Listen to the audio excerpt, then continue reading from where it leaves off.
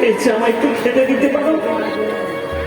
বিদুরের স্ত্রী দরজা খুলে দিচ্ছে স্বয়ং ভগবান কৃষ্ণ, ঈশ্বর পরম কৃষ্ণ সচ্চিদানন্দ বিগ্রহ আমাদের আদি গোবিন্দ সর্বকাল। প্রভু তুমি এসেছো? আরে তাড়াতাড়ি ঘরে এসো, তাড়াতাড়ি এসো ঘরে। নিয়ে গেল ডেকে। কি দেব প্রভু তোমার?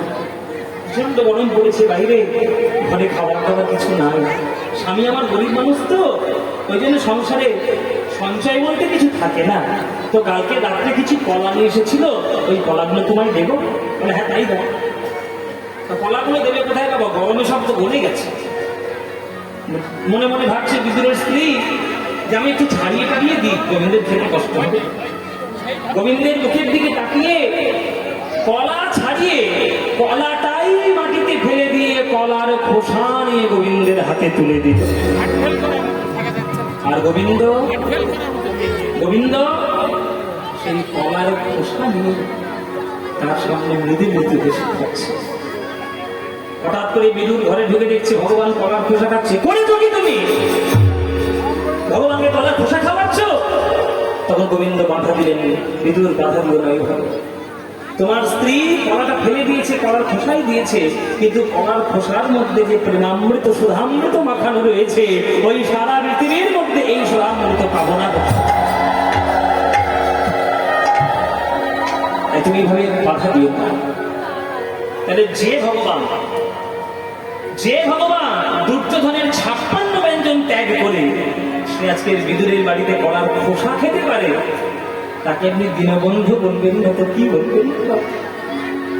ওরে ওরে কাল সখানা কাল দেশে দেয় দেখার পুরায় অনুষ্ঠান। ওরে ওরে কাল সখানা কাল দেশে দেয় দেখার পুরায়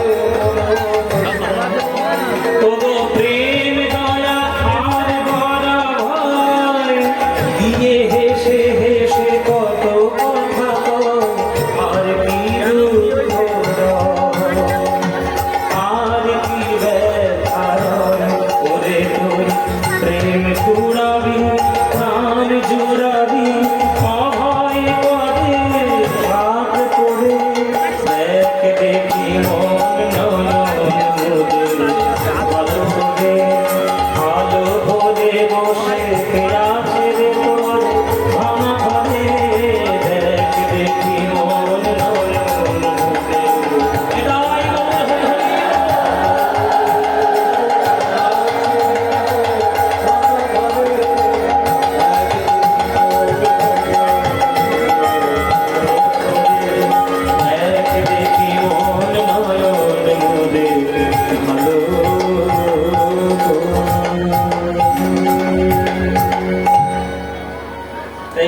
মহাপ্রভুকে কোথাও খুঁজতে হবে না।